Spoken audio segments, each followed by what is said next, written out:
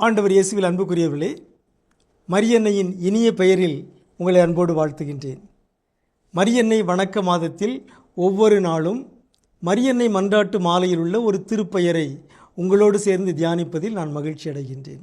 இன்று பக்தி நிறைந்த பாத்திரமே எங்களுக்காக வேண்டிக் கொள்ளும், singular vessel of devotion pray for us என்னும் மன்றாட்டில் உள்ள இந்த பக்தி நிறைந்த பாத்திரமே எனும் திருப்பெயரை சற்று தியானிப்போம். இந்த பாத்திரம் நேற்று நான் பகிர்ந்து கொண்ட மாட்சி நிறைந்த பாத்திரமே என்பதன் தொடர்ச்சியாக வந்திருக்கிறது. இந்த மன்றாட்டு மாலையில் இரண்டு பாத்திரங்கள், ஒன்று மாட்சி நிறைந்த பாத்திரம், இன்னொன்று பக்தி நிறைந்த பாத்திரம். ஆகவே அன்னை மரியா பாத்திரத்திற்கு ஒப்பிடப்படுகிறார். அவர் மாட்சி நிறைந்த பாத்திரமாக இருக்கிறார், அதே வேளையில் பக்தி நிறைந்த பாத்திரமாக இருக்கிறார். பக்தி என்பது இறைப்பற்று, கடவுளையே சார்ந்து வாழ்வது, கடவுளையே நம்பி வாழ்வது, அத்தகைய ஒரு பாத்திரமாக இருந்தார். இந்த பாத்திரம் என்பது யாரை சார்ந்திருக்கிறது? குயவனை சார்ந்திருக்கிறது. குயவன் எப்படி அதற்கு உரு கொடுக்கிறாரோ அதை அந்த பாத்திரம் ஏற்றுக்கொள்கிறது.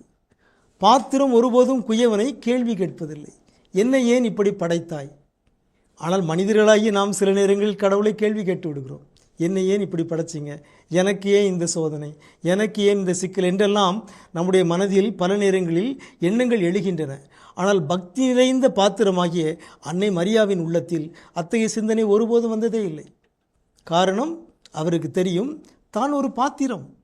கடவுள் என்னை இப்படி வரைந்திருக்கிறார், கடவுள் என்னை இப்படி உருவாக்கி இருக்கிறார். அது நன்மைக்காக, கடவுளுடைய மாட்சிமைக்காக. எனக்கும் அதெல்லாம் நன்மை வரும். என்ன நன்மை வரும்? எல்லா தலைமுறைகளும் என்னை பேருடையால் என போற்றும். இந்த மன்றாட்டு மாலையில் உள்ள 50க்கும் மேற்பட்ட பெயர்களை சொல்லி ஒவ்வொரு நாளும் இந்த அன்னையை நாம் போற்றுகிறோமே, வாழ்த்துகிறோமே, வணங்குகிறோமே. காரணம், அவர் பக்தி நிறைந்தவர். அவர் அந்த பாத்திரத்தை உருவாக்கிய கடவுளை கேள்வி கேட்கவில்லை, மாறாக பணிந்து ஏற்றுக்கொண்டார். அன்னை மரியாவை போலவே நாமும் நம்முடைய வாழ்வை கடவுள் தந்தவாறு ஏற்றுக்கொள்ள வேண்டும். இந்த வாழ்வில் குறைகள் இருப்பது போல நமக்கு தோன்றலாம், ஆனால் அந்த குறைகளையும் கடவுள் நிறைவாக்கி நம்மை உயர்த்துவார், நம்மை பெருமைப்படுத்துவார். இதுதான் பக்தி நிறைந்த பாத்திரமாகிய அன்னை மரியா நமக்கு கற்றுத்தருகிற பாடம். அவரிடமிருந்து இந்த பாடத்தை நாம் கற்றுக்கொள்ள வேண்டும். விவிலியத்தில் எத்தனையோ பக்தி நிறைந்த மனிதர்களை நாம் பார்க்கிறோம். எடுத்துக்காட்டாக லூக்கா நற்செய்தி 2:25 சிமியோன் என்பவரை நாம் பார்க்கிறோம். அவர் நேர்மையானவர், இறைப்பற்று கொண்டவர், இஸ்ரேலுக்கு வாக்களிக்கப்பட்ட ஆறுதலை எதிர்பார்த்திருந்தவர், தூய ஆவியை அவர் பெற்றிருந்தார் என்று சொல்லப்பட்டிருக்கிறது. ஆகவே பக்தி நிறைந்தவர்கள் நேர்மையாளர்களாக, இறைப்பற்று கொண்டவர்களாக, கடவுளை நம்பி வாழ்பவர்களாக, தூய ஆவியாரை பெற்றவர்களாக இருக்க வேண்டும் என்பதற்கு இந்த சிமியோன் ஒரு எடுத்துக்காட்டாக இருக்கிறார். இந்த சிமியோன் அன்னை மரியாவுக்கும் ஒரு எடுத்துக்காட்டாக இருக்கின்றார். பக்தி நிறைந்த பாத்திரங்களாக நாம் வாழ வேண்டும் என்றால் நாம் கடவுளுக்கு உகந்தவர்களாக இருக்க வேண்டும், இறைப்பற்று கொண்டவர்களாக இருக்க வேண்டும், நேர்மையாளர்களாக இருக்க வேண்டும், தூய ஆவியார் தருகின்ற ஆறுதலை எதிர்பார்ப்பவர்களாக இருக்க வேண்டும். தூய ஆவியார் தான் நமக்கு அந்த இறைப்பற்றை தருகிறார்.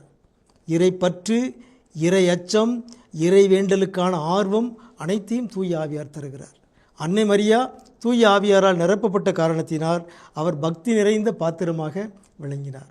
அவரை போலவே நாமும் பக்தி நிறைந்த பாத்திரங்களாக விளங்குவோமாக. நம்மை படைத்த கடவுளுக்கு நாம் பெருமை சேர்ப்போமாக. பக்தி நிறைந்த பாத்திரமே எங்களுக்காக வேண்டிக் கொள்ளும். உங்களுக்கு அமைதி உரித்தாகுக.